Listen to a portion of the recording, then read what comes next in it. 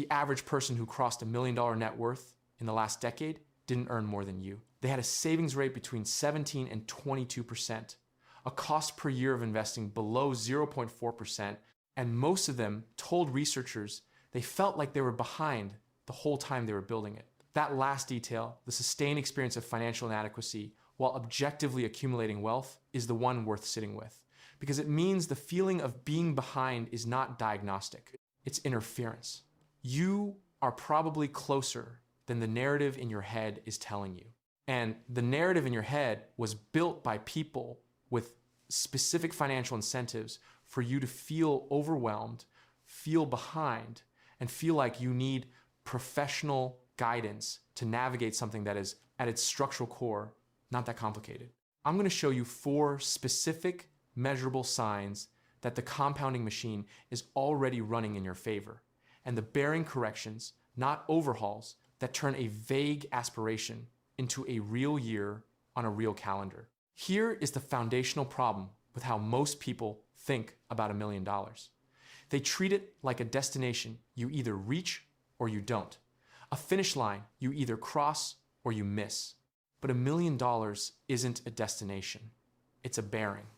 And most of you are already pointed at it. You just don't know.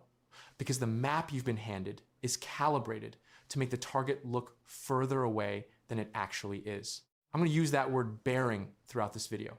Here's why it matters. A ship sailing from New York to London that's off by 2 degrees doesn't almost reach London. It ends up somewhere in Norway. 2 degrees of error. That's the distance between the right outcome and a completely wrong one. But here's the part that's actually relevant to your situation.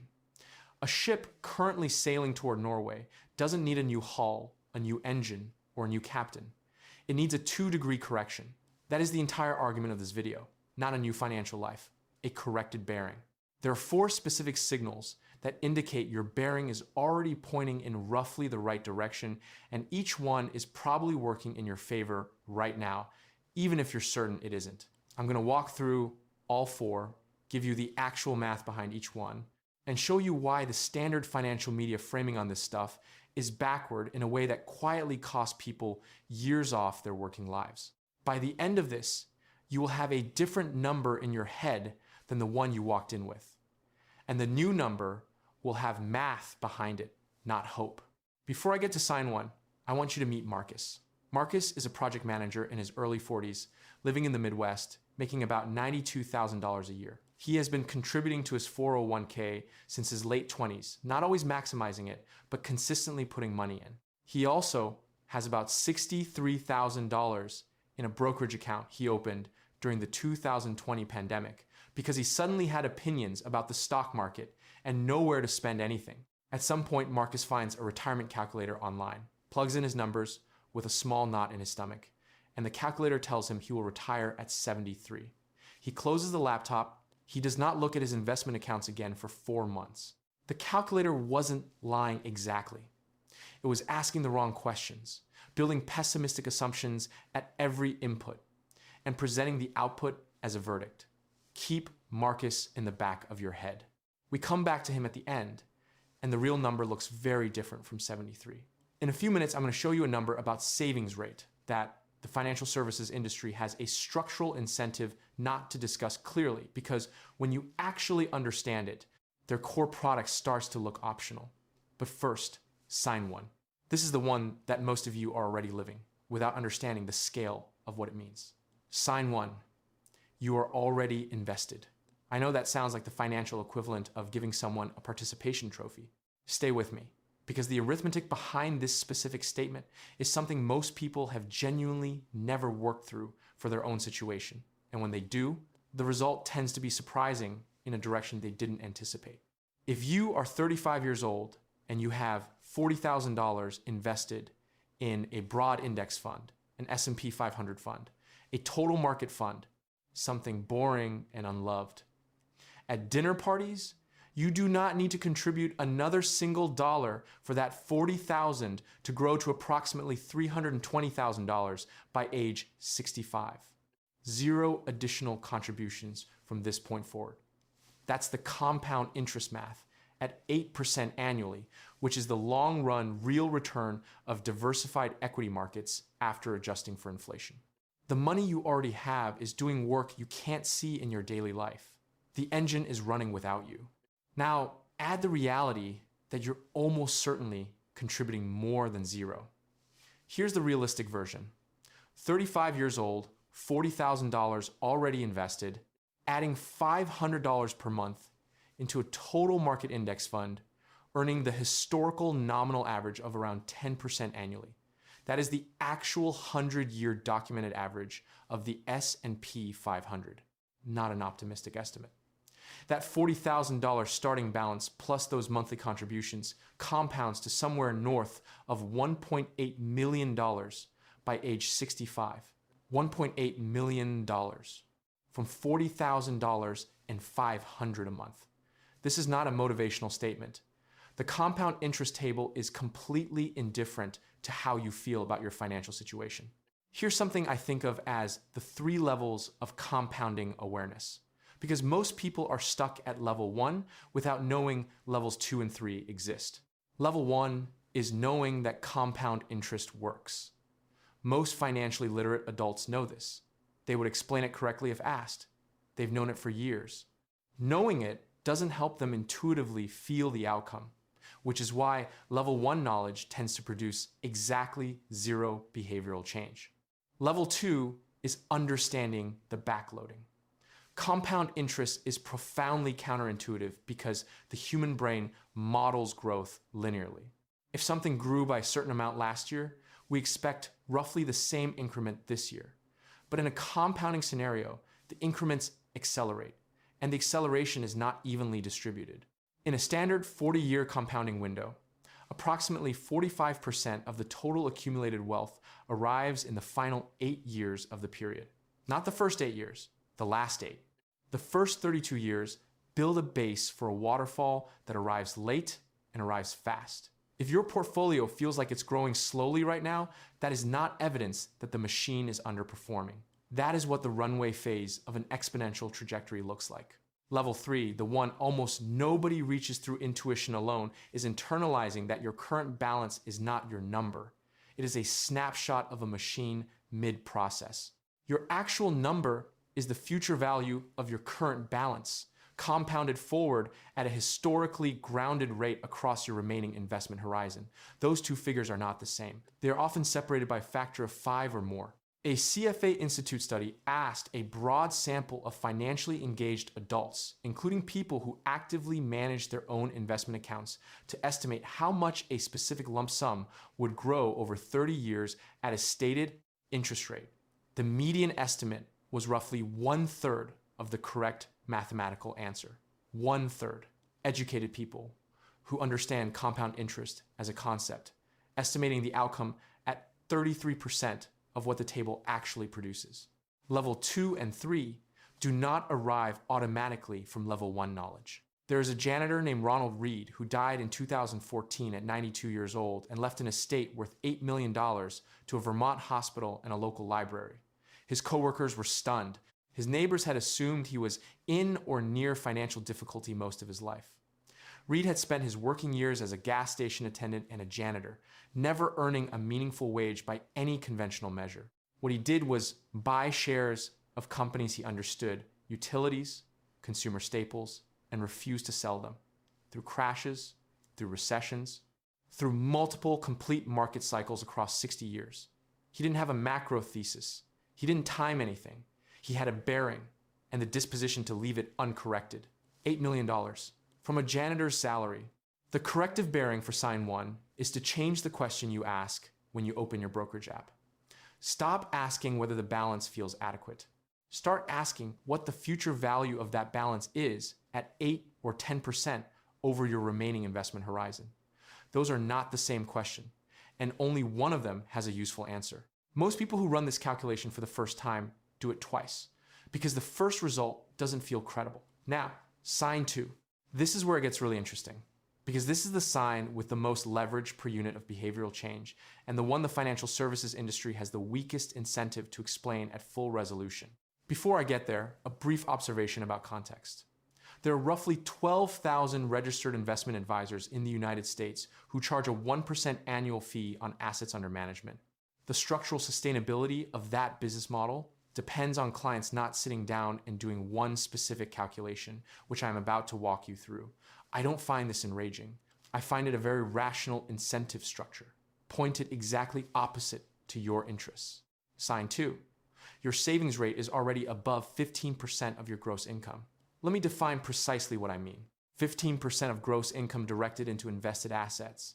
Your 401k contributions, including employer match, Roth IRA contributions, brokerage account contributions, HSA contributions. You are investing rather than spending as a current healthcare debit card. If the total of those categories exceeds 15% of your gross annual income, you are in a specific statistical tier that research consistently identifies as predictive of seven-figure wealth accumulation. Income level is not the primary driver of millionaire status in America. Savings rate is. The Millionaire Next Door research, originally published in the 90s, updated and extended through subsequent decades, found consistently that the primary separator between people who build significant wealth and people who don't is not what they earn. It's what percentage of what they earn they retain and put to work. The connection between income and wealth in the data is surprisingly weak. The connection between savings rate and long-term wealth is strong. Here is why. The average American household saves approximately 5% of disposable income. If you are saving 15% of gross, you are not slightly above average. You are 3 times the national average in the specific metric that actually predicts the outcome you are aiming for. Not 3% better, 3 times. Let me make this concrete. 2 people, both 30 years old, both earning $80,000 a year. Person A saves 10%, $8,000 annually, and invests in a broad index fund averaging 9% annually. Person B saves 20%, $16,000. Same fund, same historical return. By age 60, Person A has accumulated approximately $1.4 million.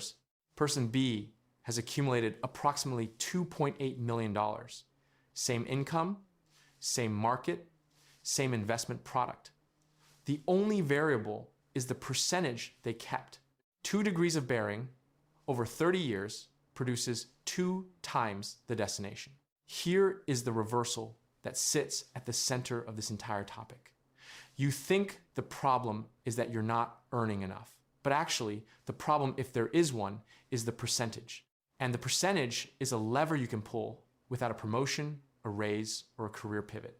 A 35-year-old earning $90,000 with a 20% savings rate will accumulate more wealth by 65 than a 45-year-old earning $180,000 with an 8% savings rate.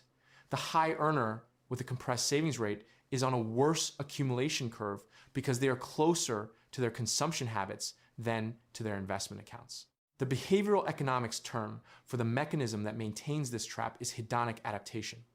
Income rises, spending rises to match it, and the new spending level gets absorbed into the baseline cost of your life. The raise that felt transformative in month 1 feels normal by month 4. The upgrade becomes infrastructure.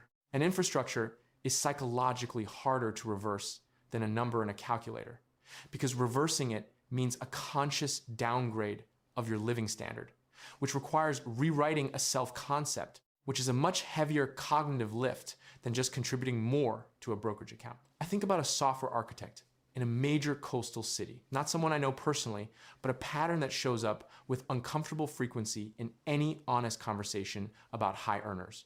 14 years earning between $180,000 and $240,000, $200,000 in retirement savings. At the end of it, savings rate averaged roughly 7% across the period.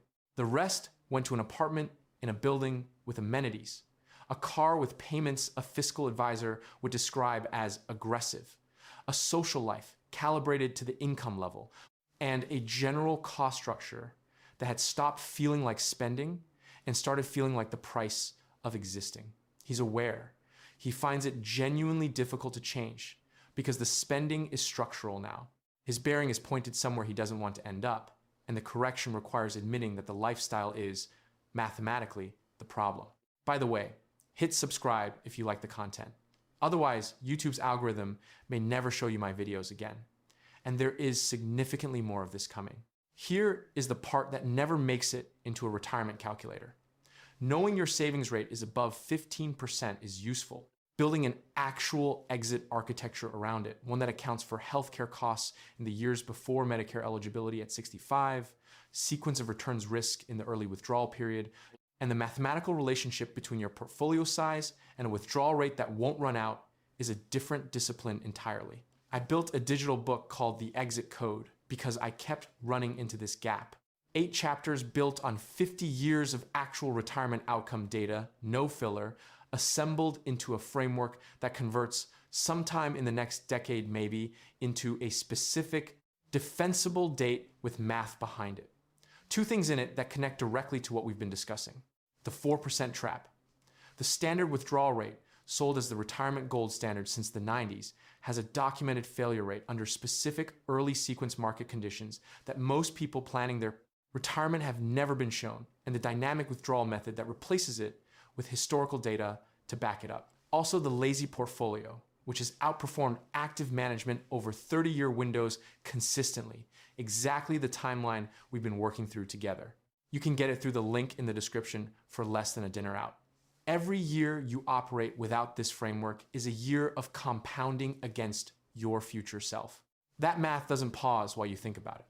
Now, sign 3, because this next sign has a specific dollar value attached to it that most people have never seen written plainly. Sign 3. You have survived at least one significant market decline without selling. Most people think of this as a personality trait. It is actually a measurable financial asset with a number attached to it, and the number is large enough to permanently change how you think about your own behavioral track record. Dalbar, the financial research firm that has tracked investor behavior against market performance since the 90s, published data showing that over the 20-year period ending in 2023, the S&P 500 averaged roughly 9.6% annually. The average equity fund investor over that same period earned approximately 5.5% annually. Same market, same index funds available to both groups, same historical opportunity. The gap, 4.1 percentage points per year, is almost entirely attributable to behavioral errors. Selling during drawdowns, chasing recent performance on the way back up, timing decisions that felt logical and were structurally catastrophic. 4% per year sounds modest. Here is what it means numerically. On $200,000 over 30 years at 9.6%, your ending balance is approximately $3,400,000. At 5.5%, you end at $950,000. The behavioral gap between those two investors is $2.4 million. Not fees, not bad stock selection, not macro miscalculation. Behavior, decisions made under stress that felt rational in the moment. If you held through 2008 when the S&P dropped approximately 57% peak to trough across 17 months, and serious credentialed economists were publicly discussing the possibility of a systemic financial collapse, and you didn't sell, if you held through the 2020 crash, where the market dropped 34% in 33 days, the fastest descent in recorded market history at that point, in a context of genuine civilizational uncertainty. If you sat through the 2022 drawdown, where the index declined over 18% while inflation was running above 8%, and every financial media outlet was producing daily content about why this cycle was structurally different from any previous correction, and you didn't liquidate, you have demonstrated something rare. You have behavioral alpha. And behavioral alpha compounds exactly the same way financial alpha does, except it never requires taking on additional risk to generate the return. There was a woman named Carol who ran a small catering business in Phoenix. She had been investing in index funds since the late 90s, modest amounts, $200 or $300 a month when the business cash flow allowed it. 2008 hit, her portfolio dropped 43% across 16 months. Her accountant told her to move everything to cash and wait for clarity. Her brother told her the financial system had changed in ways that made historical precedents unreliable. Carol did nothing, not because she had a contrarian macro thesis. She told the story herself. The balance made her so physically uncomfortable that she removed the app from her phone and stopped checking. She couldn't change the number, so she removed her ability to observe it. By 2013, she was back to even and considerably above it. By 2019, the account crossed 7 figures for the first time. Her strategy was benign neglect. The bearing held because nobody was there to second guess it. What Carol stumbled into, you can engineer deliberately. Build structural friction between yourself and your sell button, not a mental note to stay calm. An actual rule, written down, shared with someone. No changes to your portfolio without a 48-hour waiting period. Richard Thaler won the Nobel Prize in Economics in 2017 for research demonstrating, among other things, that structural cooling off mechanisms reduce reactive trading in retail investors by as much as 60%. The panicked impulse doesn't disappear during the wait, but 48 hours after a peak stress response, the decision to sell almost never survives contact with a rested prefrontal cortex. But now you might think this is all just about avoiding losses. It isn't. There's another dimension here that almost nobody discusses. Every market crash you survive without selling does something beyond preserving your financial position. It recalibrates your threat response architecture. The first major correction you live through is terrifying. You can't sleep, you check the balance multiple times a day, you rehearse scenarios. The second major correction is uncomfortable. You're not sleeping well, but you're functional. The third, you check once a week, vaguely annoyed. The fourth is genuinely a bit boring. This is not numbness, this is calibration. The fear response that drives the Dalbar behavioral gap, the one responsible for $2.4 million in lost compounding over 30 years, is literally smaller in an experienced investor than in someone who opened and their first account in 2022. You have a lower hardwired error rate. That is not a personality trait. It is a compounding asset. It doesn't appear in your statement, but it shows up every time the market drops and you do nothing. Somewhere right now, a 48-year-old man is liquidating his index fund positions because a macro analyst on a finance podcast said a recession is coming within 18 months. The same analyst predicted a recession in 2019 and 2021 and 2023. He was approximately right about one of those. He will reference that one for the rest of his career. Sign 4. This is the one I think is the actual separator between people who cross 7 figures and people who are perpetually approaching it, and has almost nothing to do with the market itself. Sign 4. You have stopped trying to beat the market. I know this sounds like resignation. It is the most statistically defensible position available to a retail investor in 2026. The people who arrived here earliest are quietly compounding ahead of everyone still playing the other game. The Morningstar active versus passive research is updated annually, and it says the same thing every single year. Over any 10-year period, more than 80% of actively managed large cap funds underperform their benchmark index. Over 20 years, the number is worse. Over 30 years, worse again. The longer the measurement window, the more decisive the outcome. This is not a controversial finding. It has been replicated across decades, across market regimes, across geographies. The conclusion is settled in the academic literature. It remains performatively unsettled only in the financial media ecosystem, where enormous revenue depends on the perception that active stock picking might work if you just find the right manager. You are not competing against the market when you index. You are removing yourself from a game in which the overwhelming majority of well-resourced, professionally managed, data-rich institutional players consistently lose and then declining to pay the fee for the privilege of watching that happen to your money. Here is the arithmetic that changes how people think about this permanently. A 1% annual management fee, the standard rate at most registered investment advisory firms on a $200,000 portfolio over 30 years at 8% average annual return, does not cost you $48,000. It does not cost you $80,000. It costs you approximately $170,000 in lost compounding. $170,000. Paid to someone with a statistically 80+% probability of underperforming the index they're nominally competing against. And that calculation excludes the tax drag from active trading within the fund. A typical actively managed mutual fund turns over its portfolio at rates above 60% annually, generating taxable events in non-tax advantaged accounts every year. A total market index fund has a turnover rate near 3%. The tax efficiency gap alone adds meaningfully to the terminal wealth difference over a 30-year horizon. The fee is the visible cost. The turnover tax drag is the invisible one. Vanguard's total stock market index fund currently charges an expense ratio of 0.03% annually. The average actively managed mutual fund charges between 0.6 and 1.2%.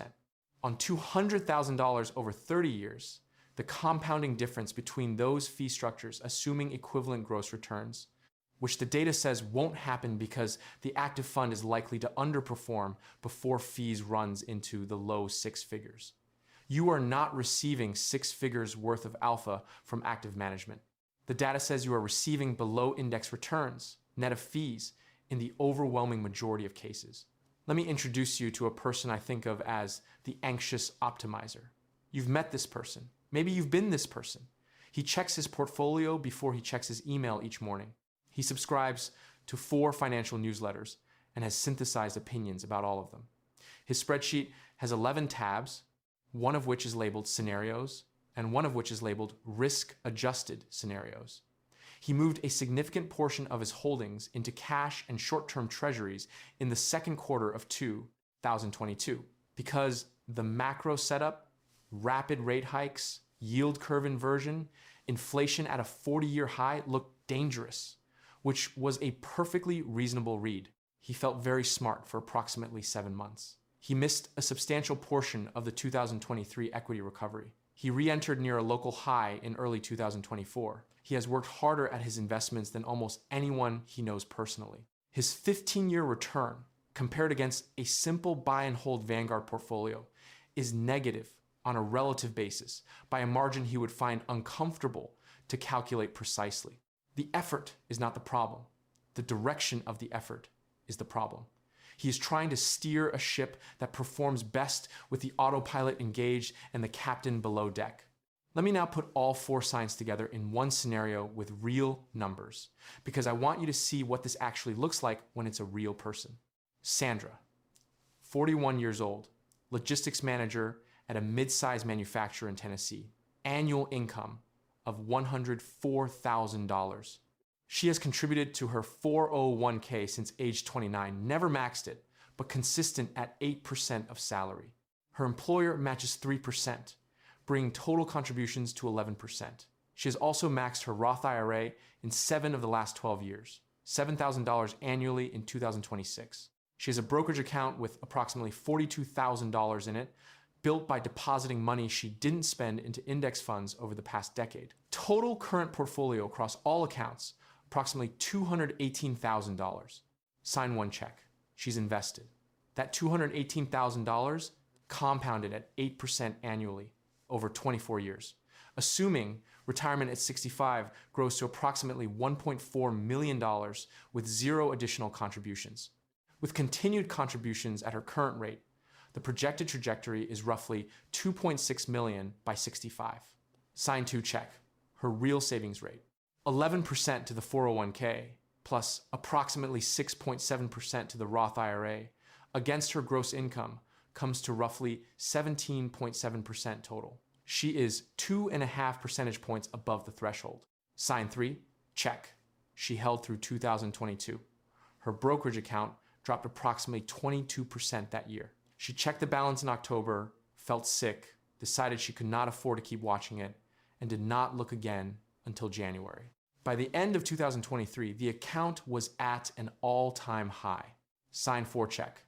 Her 401k is in a target date 2045 fund with an expense ratio of 0.1%. Her Roth is in the Vanguard Total Market Index at 0.03%. Her brokerage holds 3 ETFs. She has not actively traded in 4 years. All 4 signs present. At her current trajectory, she retires before 65 with over $2 million in investable assets, which at a 4% annual withdrawal rate generates approximately $80,000 per year, more than her current salary, from the portfolio alone before a single dollar of Social Security. Sandra thinks she missed the boat because she once read a profile of a 38-year-old who sold a startup. She is not behind, she is the boat. And now, back to Marcus, the man who closed his laptop when the calculator said 73. When you run Marcus's actual numbers, $63,000 in the brokerage, 401k at 12% of salary plus a 4% employer match, started at 27, consistent across 14 years. His real trajectory at historically accurate return assumptions puts him at approximately $1,200,000 by age 61, not 73. 61. The calculator that told him 73 used a 5% return assumption significantly underestimated his monthly contribution and excluded the employer match entirely. It was pessimistic in every single input simultaneously. When you correct each assumption to reflect his actual situation and historically grounded returns, the bearing shifts 12 years of his life, handed back to him by nothing more dramatic than using accurate inputs instead of conservative ones. No new strategy, no increased income, no elevated risk, a corrected bearing. Here are 3 things to do this week specifically. First, run your actual future portfolio value calculation. Use any compound interest calculator. Enter your total invested balance across every account, not rounded down, the real number. Enter your actual monthly contribution. Use 8% for a conservative scenario, 10% for the historical nominal average. Set the duration to your target retirement age minus your current age. Write down the number. Most people who run this calculation for the first time discover it is significantly higher than their intuition predicted. That is what happens when level 2 and level 3 compounding awareness meets real personal data. Do it once, and your internal benchmark recalibrates permanently. Second, calculate your actual savings rate. Total dollars invested in all accounts in the last 12 months, divided by gross income over the same period. If it's above 15%, you are in the behavioral minority that the research shows consistently crosses 7 figures. If it's below 15%, don't think about it in the abstract. Identify the one specific line item that, if changed, would move you past the threshold. One subscription you don't use, one dining habit, one car payment decision you're deferring. The compounding difference between 13% and 17% over 25 years on a $100,000 income is not a rounding error. It is in the range of $300,000 in terminal wealth. Third, audit every fund you hold and write down its expense ratio. The number is in the fund's prospectus and available for free on Morningstar. If you are in any actively managed fund with an expense ratio above 0.5%, run the 30-year cost of that fee on your current balance at 8% compounding. Be honest about what you are paying and what the data says about the probability of receiving alpha in return. Then change it. Not next quarter, this week. It is a 20-minute task. Most people defer it for 2 years, and the deferral has a compounding cost that is not abstract. The bearing correction isn't dramatic. That is the point. 2 degrees of adjustment at mile 1 produces a completely different destination at mile 5,000. You don't need a new ship. You don't need to blow up your current financial life and start over with a plan that looks more impressive on paper. You need to look honestly at where you are already pointed. Recognize that it is considerably closer to the right direction than the noise in your head has been suggesting, and make the small, specific, unsexy adjustments that hold that bearing through the waterfall phase. Lazy investing built more fortune than crypto memes. And anyone telling you otherwise is, in all likelihood, charging a fee they'd rather you not